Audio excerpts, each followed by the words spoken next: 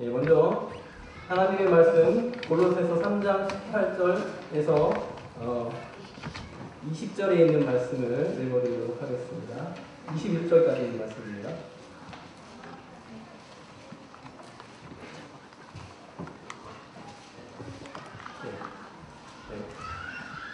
성경책을 찾으시고요. 혹시 책이 없으시거나 찾기 힘드신 분들은 앞에를 보시면 되겠습니다.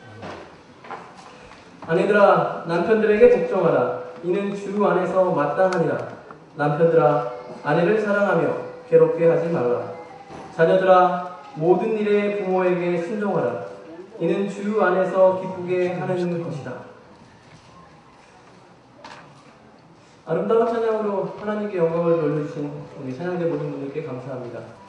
우리 찬양대원들이 힘차게 찬양하시는 그 찬양 가사 가운데 일어나라, 빛을 발하라 이렇게 계속해서 반복하시는데요. 이 찬양을 들으시면서 혹시 마음에서 어떤 뜨거움을 느끼셨습니까? 일어나야겠다는 그런 마음을 가지셨습니까? 그러시는 분들은 모두 우리의 삶 가운데에서 하나님의 영광을 드러내시기 위해서 일어나시게 되시기를 소원합니다. 오늘은 먼저 가족을이라는 제목으로 말씀을 준비했습니다. 사실은 지난주 화요일 저녁에 에베소서 5장의 말씀을 여러분들에게 드리면서 이미 부부 관계에 대한 것들은 이미 말씀드렸습니다. 하지만 굳이 다시 한번 이 가족에 대해서 또다시 한번 시간을 쓰게 된 것은 그만큼 우리 재림 성도의 가정이 하나님께서 우리에게 주신 어떤 큰 뜻이 있기 때문인 것입니다. 여러분 여기 앞에 그림을 보시면 언젠가부터 우리가 있는 교회의 소식을 전하는 교회 지남에 한 중간쯤에 보면 어드벤티스트 월드라는 제목으로 세계의 재림교인들이 어떻게 선교하고 어떤 문화의 가운데에서 생활하고 있는지 그러한 소식들을 실는 그러한 내용들이 기고되고 있습니다. 어떤 내용은 사실 우리와 문화가 조금 동떨어져 있기 때문에 우리하고 좀 맞지 않는 듯한 그런 느낌도 때로 있기는 합니다. 이번 달로 85회째 이 어드벤티스트 월드라는 챕터가 발행되고 있는데요. 그 중에 이 85회를 만든 동안에 한 20페이지 되는 그 내용의 거의 대부분을 주제를 가지고 쓴 적이 딱 2번이라고 합니다. 첫 번째는 지난해 1월에 부흥과 개혁이라는 주제를 가지고 이야기했고요. 그리고 두 번째가 여러분이 받으신 9월달 이번 달에 교회 지남에 나오는 내용입니다. 그 제목이 먼저 가족을 생각하라라는 제목입니다. 가정을 주제로 다루고 있는 것입니다. 여러분이 속해 있는 가정은 행복한 가정이십니까? 네, 행복한 가정이 2가정밖에 없군요. 그래서 한 10가정은 되기를 바라는데요. 우리 행복한 가정이 되기를 위해서 앞에 부를 한번 외쳐보도록 하겠습니다. 제가 행복한 가정을 하면 여러분들께서 아래쪽에 있는 교회와 사회를 굳건하게 한다라고 외치시면 되겠습니다. 준비되셨죠? 행복한 가정은 교회와 사회를 굳건하게 한다. 우리의 가정이 교회와 사회를 굳건하게 건강하게 하는 행복한 가정으로 변화되시기를 예수님의 이름으로 기도합니다. 이게 뭘까요? 우리 어린이들 한번 맞춰볼까요? 여기 앞에 있는 중학생 말고 어린이들만 맞춰보세요. 손 들고. 네, 우리 친구. 돈. 비슷한데? 예, 거기 내용물들은 다 비슷합니다. 우리 상빈이. 예, 닷. 돛은 바람을 잘 맞아서 배가 항해하는 데 도움을 주는 것이고요. 이 앞에 있는 그림은 닷입니다. 이 닷은 배가 조류나 바람에 이렇게 흘러내려가지 않도록 정박을 하기 위한 목적입니다. 배가 해안선에 접근할 때 해안선이 배가 안전하게 닿게 이렇게 수심이 너무 낮거나 그럴 때 좀 배를 이렇게 해안선에서 멀리 정박시키는 그런 목적으로 사용되어집니다. 자, 이제 2000년 전에 지중해 아주 큰 폭풍우가 몰아치는 그러한 상상을 지금부터 하시기 바랍니다. 한 가지 그림을 더 보여드려야 되는데요. 죄송합니다.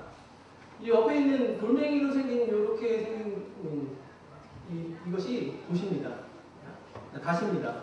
예수님 당시에는 쇠로 만든 처음에 보여드렸던 저런 그림의 닷이 아니라 커다란 모래 구멍을 뚫어서 그 구멍에 밧줄을 연결해서 이렇게 배에다가 싣고 나가다가 닷을 내리는 그러한 역할로 사용되었다고 합니다. 지금부터 이제 큰 풍랑이 치는 폭풍우가 치는 바다를 상상하시기를 바랍니다. 나무로 만든 작은 배의 선원들은 배의 침몰을 막기 위해 물을 퍼내고 또 퍼냅니다. 찢어진 독대나 또 여러 잔해들을 치우면서 아주 힘겹게 노를 젓고 있습니다. 성난 파도와 검은 구름 속에서 갑자기 해안선이 보이기 시작했습니다. 해안선이 보이는 것을 보고 선원들과 선장들은 기뻐했을까요? 아니면 불안해했을까요? 이것은 분명히 기쁜 일이기도 하지만 큰 위기가 닥치는 불안한 일이기도 합니다. 파도가 다행히 잔잔해져서 해안선의 배가 무사히 정박할 수 있다면 생명을 구원할 수 있는 그러한 좋은 일입니다. 하지만 해안선 가까이에도 여전히 파도가 세차게 된다면 어디에 있을지 모르는 그 암초 때문에 이제 힘들게 풍랑을 헤쳐나온 이 배가 완전히 부서지고 침몰될 수 있는 또한 큰 위기이기도 하는 것입니다. 선장은 이제 어떠한 결정을 내려야 합니다. 여러분이 선장이라면 어떠한 결정을 내리시겠습니까? 배에 있는 이 닷을 적절한 타이밍에 내려야 하는 것입니다. 너무 일찍 닷을 내리게 된다면 다시 땅에 해저 밑바닥에 땅에 내려가지 않아서 큰 문제가 생길 수 있고요. 또 너무 늦게 내린다면 어디에 있을지 모르는 그 암초에 배가 부딪힐 수 있기 때문입니다. 선원 서너 명이 첫 번째, 두 번째, 그리고 마지막 세 번째 커다란 돌덩이 닷을 힘껏 바다로 던져 내립니다. 다시 바다 바닥으로 내려가기 시작하면서 닷과 배를 연결하고 있던 그 밧줄이 팽팽해지기 시작합니다. 이 배의 운명은 어디에 달려있을까요? 예? 네, 맞습니다. 닷에 달려있습니다. 과연 이 닷이 이 배를 흔들고 있는 파도로부터 이 배를 붙잡고 있는 이 닷이 끊어지거나 또는 휩쓸리지 않고 버텨주느냐에 따라서 이 배의 운명은 달려있는 것입니다.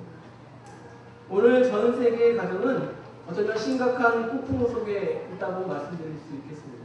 경제적인 위기, 또 가족들 간의 갈등, 신뢰가 깨어지는 것, 그리고 자녀의 교육 문제, 신앙과 또 때로는 가정의 폭력, 무관심, 소통의 단절과 같은 셀 수 없는 다양한 이유의 풍랑 속에 우리의 가정들이 표류하고 있습니다.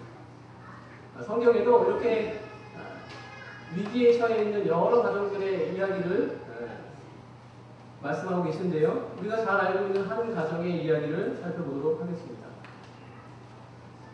사무엘상 1장 2절인데요.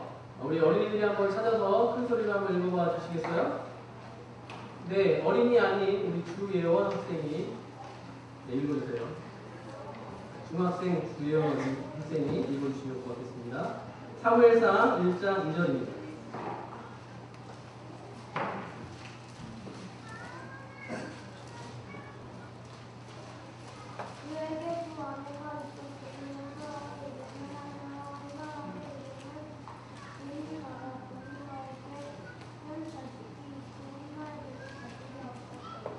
여기 사무엘상 1장 2절에는 엘가나라는 가정의 이야기가 나오고 있습니다. 이 가정에 문제가 분명히 있습니다. 첫 번째 문제는 두 아내가 있는 것이었고요. 또 두 번째 문제는 한쪽 아내에게는 자식이 있고 다른 한쪽 아내에게는 자식이 없는 것입니다. 남편 엘가나는 자신의 가정에 불어닥칠 폭풍에 관해서 이미 잘 알고 있었습니다. 자신이 정말 사랑하는 아내인 한나에게는 여러 해 동안 아이가 생기지 않는 것입니다. 결국 배를 잇기 위한 목적으로 당시의 많은 중동 지역의 풍습을 따라서 두 번째 아내인 군인나를 들였습니다. 그런데 이 군인나는 한나와 달리 아주 자녀를 잘 순산하는 것입니다. 이 가정은 행복할까요? 아니면 불행할까요? 분명히 불행할 것입니다. 가정이 정상적인 궤도를 벗어날 때는 반드시 불행이라는 좋지 못한 결과를 동반하게 됩니다. 불행 속에 있던 한나가 이제 그 자신의 처해 있는 이 안타까운 현실을 헤쳐나가기 위해서 하나님께 기도하게 됩니다. 사무엘상 1장 10절에 있는 말씀인데요. 한나가 마음이 괴로워서 여호와께 기도하고 통곡합니다. 그리고 여기서 또 하나 살펴볼 중요한 단어는요, 여호와께입니다. 때때로 우리는 가정의 문제와 또 어려움이 닥칠 때 이웃에게 또는 하나님을 믿지 못하는 다른 사람들에게 우리 가정의 여러 불평들을 이야기할 때가 있습니다. 재림신도의 가정의 책을 보게 되면 성도들이 결코 하나님을 믿지 않는 가정들이나 다른 성도들의 가정에 가서 자신의 가정의 어려운 형편이나 특별히 가족 구성에 대한 좋지 못한 이야기를 옮기지 말아야 할 것에 대해서 이야기하고 있습니다. 왜냐하면 우리 그렇게 하는 것은 일어나서 빛을 발해야 할 그리스도인들의 삶이 빛이 되기보다는 오히려 좋지 못한 가마를 끼치게 되기 때문이라는 것입니다. 한나는 자신의 마음이 정말 괴로움을 여호와 하나님께 나와서 기도하고 통곡합니다. 그리고 하나님께 이렇게 기도합니다. 서원하여 이르되 만군의 여호와여, 만일 주의 여정의 고통을 돌아보시고 나를 기억하사 주의 여정을 잊지 아니하시고 주의 여정에게 아들을 주시면 내가 그를 어떻게 하겠다고요? 평생에 그를 여호와께 드리고 삭도를 그의 머리에 대지 아니하겠나이다. 이 아들을 나시린으로 구별해서 하나님께 드리겠다는 서약을 하는 것입니다. 한나가 드린 기도는 어떤 의미에서 하나님과의 언약을 맺는 것입니다. 그 내용은 아들을 주시면 이 아들을 하나님께 드리겠다는 것입니다. 아들이 하나도 없어서 그 수많은 어려움과 서러움을 겪었던 이 한나가 하나님께서 아들을 주시는 이 아들을 그로 인해서 내가 기쁘고 행복하겠다라는 자신의 목적을 이루는 것에 만족하지 않겠다는 것입니다. 이 아들을 하나님께 다시 드려서 하나님께 영광 돌리는 그러한 일로 삼겠다고 기도하고 서원했습니다. 언제나 그렇듯이 폭풍이 한 차례 거세게 몰아치고 나면 하늘은 언제 그랬냐는 듯이 맑은 하늘을 우리에게 보여줍니다. 한나 역시도 기도하는 이 한나 역시도 하나님께서 그에게 맑은 하늘을 보여주었습니다. 여기 사무엘상 1장 19절에 있는 말씀을 보면요, 19절의 중간에 있는 말씀부터 읽도록 하겠습니다. 엘가나가 그의 아내 한나와 동침하며 여호와께서 그를 생각하십니다. 한나가 하나님께 어떻게 기도했습니까? 나를 생각하십시오. 주의 여정을 생각해 주십시오 라고 기도했습니다. 그런데 하나님께서 이 기도를 들으시고 여기 19절에 이렇게 말씀하셨습니다. 여호와께서 그를 어떻게 하셨다고요? 생각하십니다. 우리 가정에 혹시 어려움과 문제, 기도 제목을 갖고 계신 분들이 이 자리에 계시다면 우리 하나님께 우리의 가정을 생각해달라고 기도하시기를 바랍니다. 우리 하나님께서 그런 모든 가정을 생각해 주시기를 소원합니다. 20절에 이제 하나님의 생각을 받은 이 한나가 드디어 아이를 갖게 됩니다. 한나가 임신하고 때가 이름에 아들을 낳아 사무엘이라 이름하였습니다. 이는 내가 여호와께 그를 보하였다 합니다. 사무엘의 이름의 뜻은 하나님께서 들으셨다, 하나님께서 들으심이라는 뜻입니다. 한나는 이 아이 사무엘을 이름을 부를 때마다 하나님께서 자신을 생각하고 들으신 것을 매일매일 기억했을 것입니다. 성경의 정경이 아닌 가톨릭 교회에서 보는 이 공동번역 성경의 그 위경에 보면 이러한 책이 있습니다. 마카비라는 책이 있는데요. 이 마카비라는 책의 한 부분에 보면 그 당시 성경 시대에 거의 대부분의 여인들이 자녀를 만 3세가 될 때까지 젖먹였다는 그런 풍습이 기록되어지고 있습니다. 이것을 생각해 볼 때 아마 아이 사무엘을 한나가 하나님께 드린 시기는 만 3세가 지난 지금으로 우리나라 나이로 말하면 4살이나 5살쯤 되었을 때라고 보여집니다. 그때 드디어 이제 하나님께 약속했던 서원의 시기가 다가온 것입니다. 아이가 젖을 다 떼었으니 서원한 대로 이 아이를 평생에 하나님께 드리기로 한 그 약속을 이행해야 하는 것입니다. 아마 하나밖에 없는 이 아이 때문에 한나와 엘가나는 많이 기도하고 준비했을 것입니다.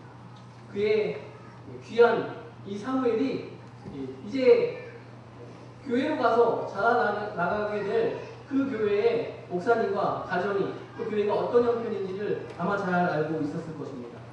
당시 제사장 엘리가 다스리고 있는 이 교회는 하나님께로부터 들려지는 음성을 듣지 못하는 교회였습니다. 그리고 이 엘리 목사님의 두 아들은 하나님의 말씀에 순종하는 아들이 아니었습니다. 그들은 부패한 그러한 여러 모습들을 성경에 기록하고 있습니다. 엘가나의 가정, 한나에 닥친 두 번째 폭풍이었습니다. 이렇게 귀한 아이, 기도를 통해서 얻은 이 아이를 하나님께 드려야 하는데 하나님께 드릴 그 교회의 모습이 하나님의 뜻에 합당하지 않은 여러 모습을 보이고 있는 것입니다. 아마 한나가 여러분과 저였다면 꼭 우리도 하나님께 드렸던 그 약속을 바꾸려고 했을지 모르겠습니다.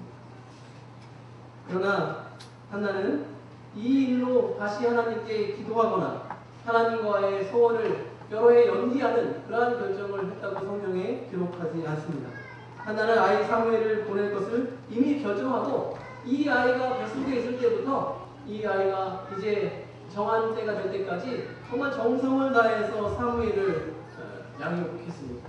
정말 그 아이의 마음에 믿음의 기초가 견고하게 세워지는 일을 위해서 아마 이 부부는 최선의 노력을 다했을 것입니다.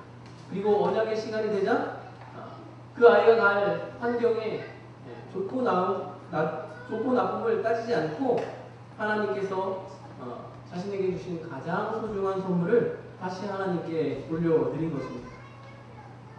사무엘의 이름의 뜻이 하나님께서 들으심이라는 뜻이라고 말씀드렸는데요. 이제 3장에 보면 이 아이 사무엘이 여러 해가 지난 다음에 한 사건이 기록되고 있습니다. 우리가 그 사건을 오늘은 살펴보지 않겠습니다만 3장 전반부에 보면 제사장이 듣지 못하는 그때에 이 아이 사무엘이 하나님의 음성을 듣는 그러한 일이 있게 됩니다. 사무엘의 이름의 뜻이 하나님께서 들으심인데 이 아이가 자라나서 하나님의 음성을 듣는 아이가 된 것입니다. 우리의 자녀들, 어린 자녀들일 수 있고요. 이미 장성한 자녀들일 수 있습니다. 이러한 자녀들이 풍랑의 위기 속에 있다면 우리는 이 아이들이 안전하기 위해서 견고한 닻을 준비시키는 일을 하셔야 하지 않겠습니까? 미래의 풍랑을 위해 튼튼한 이 닻을 준비하도록 우리가 도와야 하는 것이 어쩌면 하나님께로부터 자녀를 선물 받은 부모님들의 역할일 수 있습니다. 성경은 이 밭에 대해서 이렇게 이야기하고 있습니다. 죄송한데요. 유대 처한 가정은 잘못된 것이고요. 히브리서 6장 19절입니다. 우리가 이 소망을 가지고 있는 것은 영혼의 닷 같아서 튼튼하고 견고하여 휘장 안에 들어가나니. 여기 성경에서 말씀하시는 하나님께서 말씀하시는 영혼의 닷은 소망을 이야기하는 것이다 이렇게 말씀하고 있습니다. 특별히 이 소망은 우리는 다 알고 있는 것처럼 예수님께서 주시는 소망인 것을 말씀하는 것입니다. 그리고 그 다음에 있는 뒤에 있는 말씀을 보면 튼튼하고 견고하여 휘장 안에 들어가나니. 하늘 지성소에서 예수님께서 휘장 안에 들어가서 대제사장으로서 중보하시는 그러한 것을 이렇게 연상시켜주는 그러한 말씀입니다. 우리의 소망, 우리의 자녀들과 우리가 탄 이 배가 견고할 수 있는 유일한 소망은 대제사장으로서 우리를 위해 중보하시는 그 하나님을 향해서 우리가 회개하고 하나님께서 주시는 그 구원을 인하여 감사하는 것입니다. 좀 전에 그림이 나왔는데요. 혹시 이 사람을 아십니까? 이걸 아시면 극히 비정상적인 것입니다. 이 사람은 저희가 전혀 알 수 없는 그림인데요. 이름은 혹시 들으신 분이 많이 계실 수 있습니다. 저도 처음 봤습니다. 이 사람 얼굴은. 성 어거스틴의 그림인데요. 어거스틴은 사실 성경 말씀이 먼저 나왔는데요. 순서가 바뀌었습니다. 기독교 역사에서 교회사와 또 신학적인 그런 부분에 있어서 아주 지대한 공헌을 한 한 손에 꼽히는 그러한 사람입니다. 어쩌면 독보적인 존재라고 이야기하는 그러한 학자들도 있기도 합니다. 그러나 어거스틴은 태어나면서부터 그렇게 천재도 또 천부적으로 위인의 기질을 타고난 그러한 사람이 결코 아니었습니다. 물론 왕족이나 귀족도 아니었기 때문에 재정적으로 충분해서 그가 한평생을 계속해서 학문을 연구하는 그러한 사람으로 살 수 있는 그러한 환경도 아니었습니다. 아버지는 하나님을 섬기지 않는 이교도였고요. 어머니 모니카가 연약해 보이지만 그리스도인이었습니다. 어거스틴은 어쩌면 그 어머니 모니카의 사랑과 기도 속에서 자라났습니다.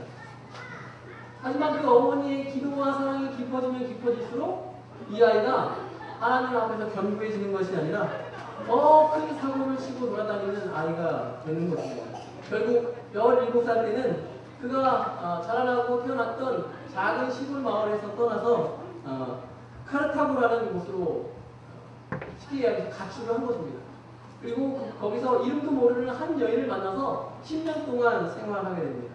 이 낯선 여자와 동거를 시작하면서 그는 여러 가지 죄악을 탐닉하고 또 하나님을 불신하는 그러한 생활을 계속하게 됩니다.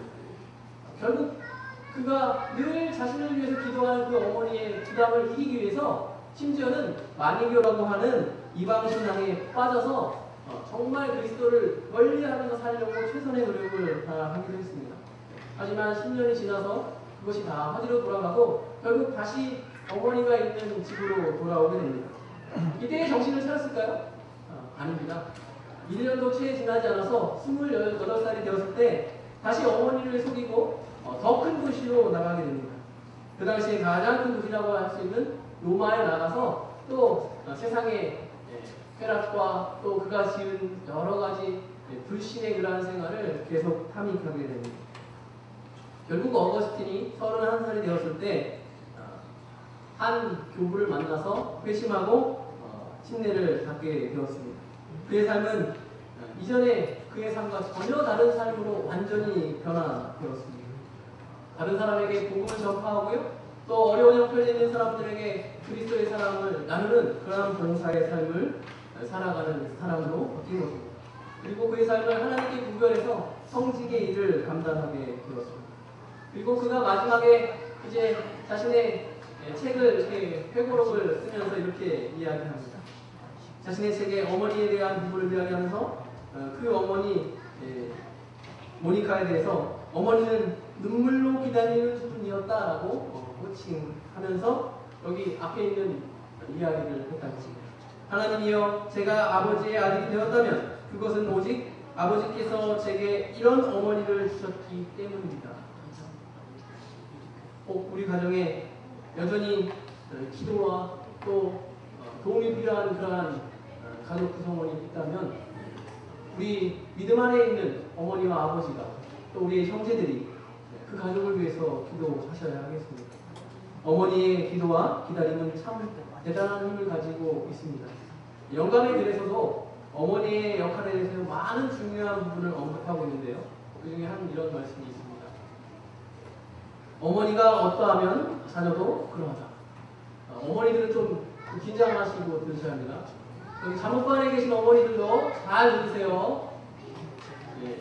들으시는지. 잠옷반 이제 보시네요. 잘 들으세요. 어머니들 계신 분은 특별히 잘 들으십시오. 어머니가 어떠하면 자녀들도 그러하다. 세상의 가장 친근한 유대는 어머니와 자녀 사이의 관계이다. 아이는 아버지의 생활과 모본에서보다 어머니의 생활과 모본에서 더 쉽게 감명을 받는다. 그 이유는 보다 더 강력하고 보다 더 친근한 연합의 끈이 그들을 결합하고 있기 때문이다.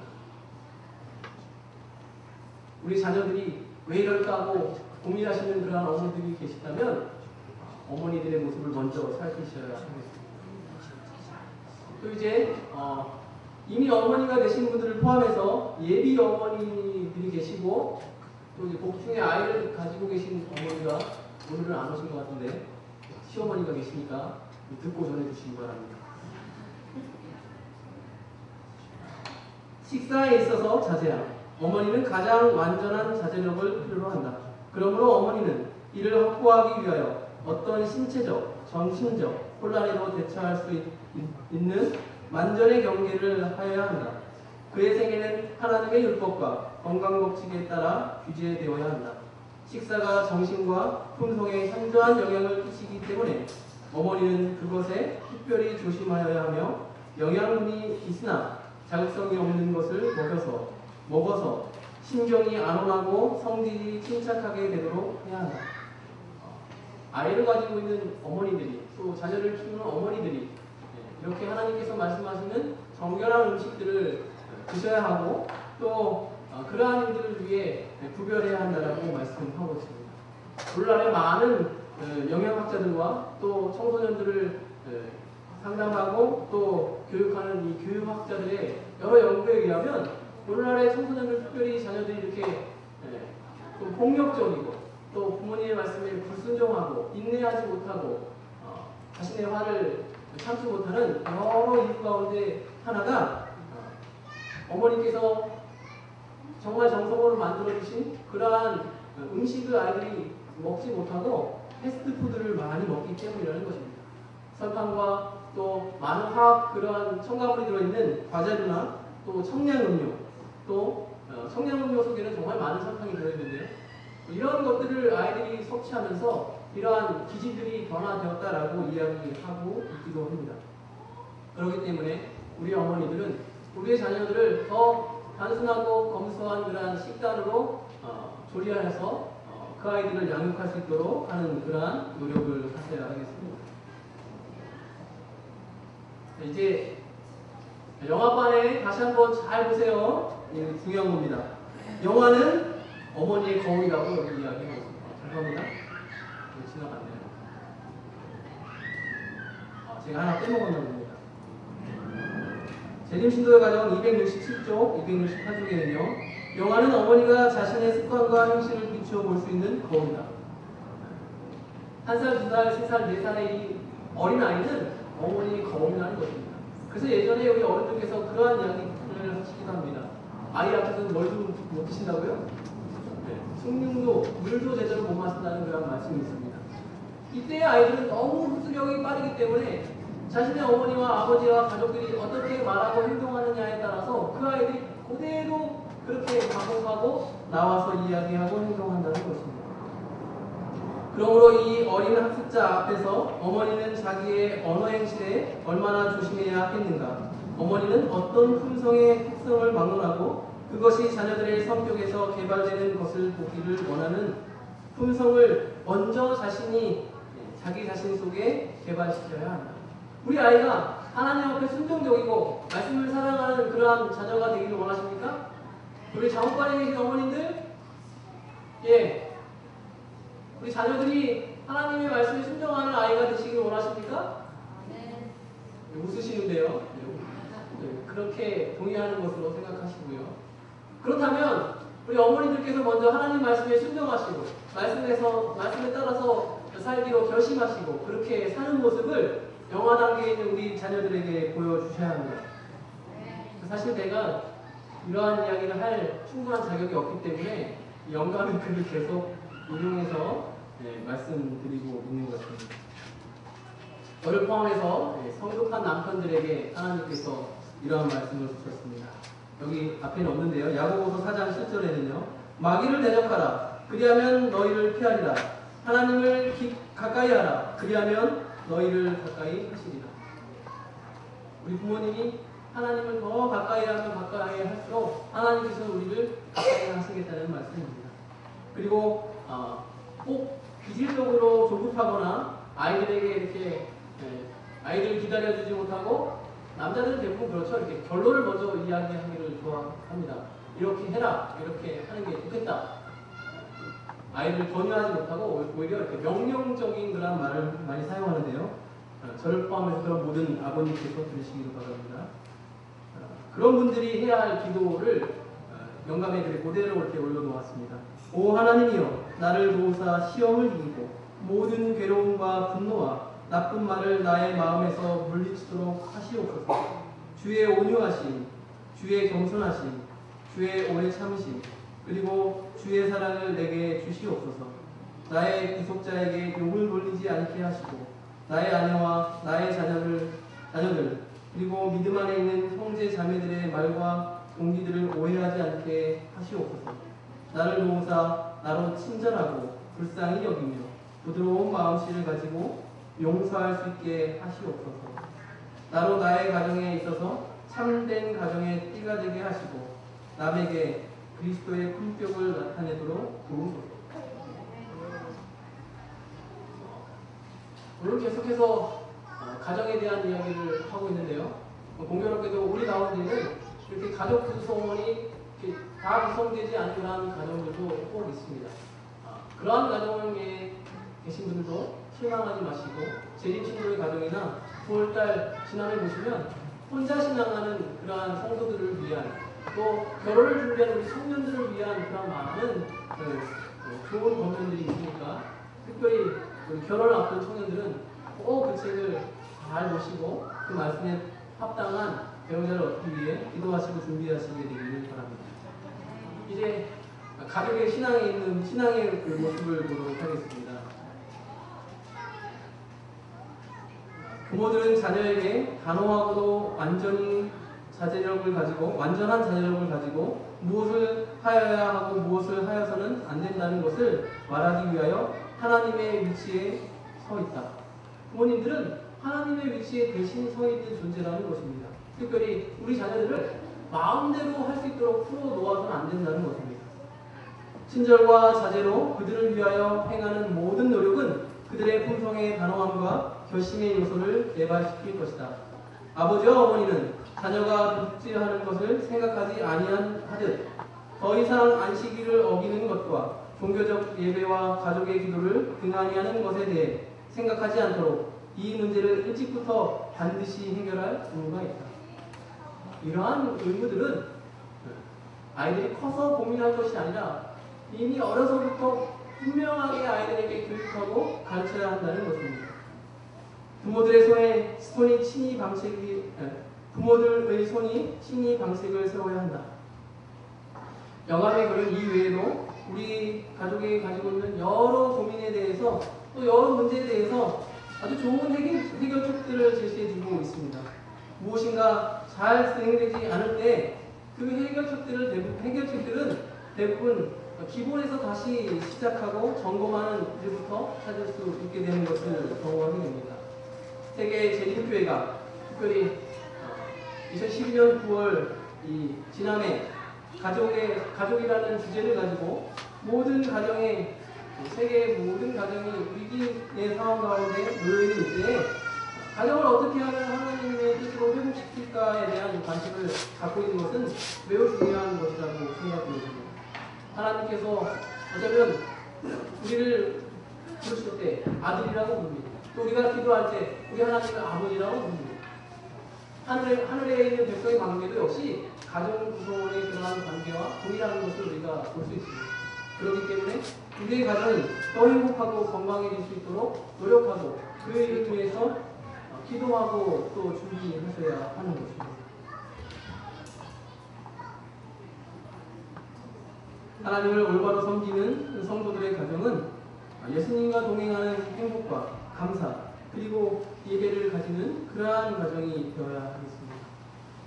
이 것 가운데 하나라도 이루어지지 않는다면 정말 신실하고 또 행복한 가정으로 가는 일이 어려운 그러한 풍랑을 맞게 될 수도 있는 것입니다. 처음에 보았던 우리 공독해드렸던 말씀을 다시 한번 보면 이렇습니다. 아내들아 남편에게 복종하라. 이는 주 안에서 마땅하니라. 남편들아 아내를 사랑하며 괴롭게 하지 말라. 자녀들아 모든 일에 부모에게 순종하라. 이는 주 안에서 기쁘게 하는 것입니다. 특별히 그 앞에 있는 어린이들, 우리 청소년들 부모님께 대들거나 화내거나 하시면 안 되겠습니다. 자녀들은 모든 일에 부모에게 순종하셔야 합니다. 그런데 이러한 가족의 관계에 있어서 이 바울은 우리에게 또 다른 하나의 키를 주고 있습니다. 그것이 바로 23절에 있는 말씀입니다. 골로새서 3장 23절입니다. 무슨 일을 하든지 마음을 다하여 누구에게 하듯 하라고요? 주께 하듯 하고 사람에게 하듯 하지 마라. 가족관계 또 건강한 가정을 이루는 어떤 가장 큰 핵심은 바로 이것입니다. 마음을 다하여 서로 하되 죽게 하듯 하라라는 것입니다. 특별히 죽게 하듯 하라는 이 부분은 우리 예수님께서는 사랑 그 자체이시기 때문에 우리가 사랑을 표현하는 일이라고 할 수 있겠습니다. 많은 가정들은 피차의 사랑을 표현하는 일에 있어서 크게 부족하다. 많은 사람들이 전혀 무정한 정신을 기르고 말과 행동으로 사단적인 품성을 나타낸다. 부드러운 애정은 남편과 아내, 부모와 자녀, 형제와 자매들 사이에 항상 간직되어 있어야 한다. 모든 성급한 말은 억제되어야 하고 피차 간의 사랑의 교류는 그 모양까지라도 없애야 한다. 즐거워하고 친절히 말하는 것은 가정 구성원 모두의 윤리이다. 사랑이 지배하는 가정은 안전과 용기를 주며 하나님께서 우리에게 주신 일을 성취할 수 있는 에너지를 제공하는 곳입니다. 이런 든든한 기반은 예수님께서 산상설교에서 말씀하셨던 것처럼 하나님의 말씀 위에 세워져야 하는 것입니다. 누가복음 6장 47절 48절에 있는 말씀인데요. 내가 나와 내 말을 듣고 행하는 자마다 누구와 같은 것을 너에게 보리라. 특별히 이 47절에 하나님의 말씀을 듣고 행하는 자는 그 다음에 48절에 이렇게 말씀하십니다. 집을 짓 때 그 주초가 반석 위에 놓인 사람과 같다라고 말씀하고 있습니다. 그리고 나중에 큰 물이 닥칠지라도 이 집이 견고하고 요동하지 못하게 할 것이다 라고 우리에게 약속하는 것입니다.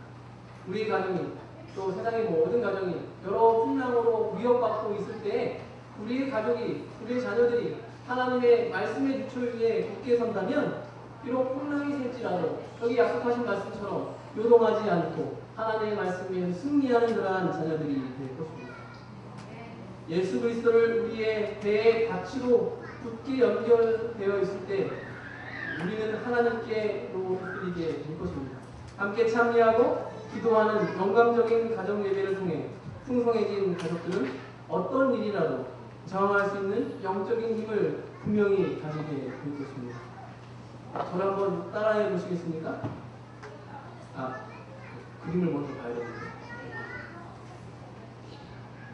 이 그림이 무슨 그림인지는 아시죠, 이제? 네. 그 사람은 모르셔도 되는데 이 그림은 꼭 아셔야 됩니다. 이 그림은 밀레라는 사람이 그린 만종이라는 제목의 그림인데요. 이 그림이 왜 이렇게 모든 사람들에게 칭찬받는지 혹시 아십니까? 예, 많이들 아시고 계십니다. 삼육대학교 신학과 교수님이신 김기곤 목사님이 모든 신학생들에게 거의 졸업하기 전까지 한 서너 번 이상 이 예화를 이야기하십니다. 이 여기 글쎄요 그렇게 넉넉해 보이지 않은 옷차림의 농부인데요. 이 부부가 하루 일과가 다 마치는 저녁 시간에 무엇을 하고 있습니까? 기도하고 있습니다. 함께 하나님께 기도하고 있습니다. 그리고 이 여인의 어깨 뒤편에 저 멀리 조그맣게 보이는 그 모습이 하나 있는데 나중에 잘 안 보이시면 다른 그림을 이렇게 찾아서 보시면 확인하실 수 있습니다. 저 멀리에 조그만 교회의 그림이 보이고 있습니다. 아마 이 그림에는 소리를 담을 수 없겠지만 아마 이 상황에 교회 종탑에서 은은한 종이 울리면서 하루의 일과가 마쳤으니까 모든 그리스도인들이 기도하라는 그런 신호가 울렸을지 모르겠습니다. 그 부부가 이제 하루의 일과를 마치고 하루 동안 함께 해주신 그 하나님께 감사하고 또 열심히 일했던 이 농토에서 아름다운 결실을 얻기를 소원하는 의미로 이렇게 기도하는 모습. 그러기 때문에 이 추수와 만종이라는 이 그림이 모든 세계의 사람들이 하나님을 믿지 않는 사람조차도 아주 명화 중에 명화라고 꼽는 그러한 그림이 될 수 있었던 것입니다. 이제 저를 따라해 보시겠습니다. 함께 기도하는 가족은 함께 머문다. 함께 기도하는 가족은 어떠한 어려움이 있을지라도 끝까지 함께 머물 수 있게 될 것입니다. 이것은 너무나 강력한 진리입니다. 처음에 시작할 때 저희는 이렇게 구호를 외쳤습니다. 행복한 가정은 교회와 사회를 굳건하게 한다. 우리의 가정이 상처와 아픔이 혹 있을지라도 다시 예수 그리스도를 우리의 가정의 주인으로 삼으시고 기도 위에 옮기는 그러한 노력을 통해서 지금보다 더 행복한 가정 그리고 더 사랑이 넘치는 가정으로 만들어 나가셔서 우리 찬양대가 아름답게 찬양했던 것처럼 우리의 가정이 다른 가정들에게 그리스도의 빛을 증거하는 그러한 가정이 될 수 있게 되시기를 예수님의 이름으로 소원합니다. 아멘.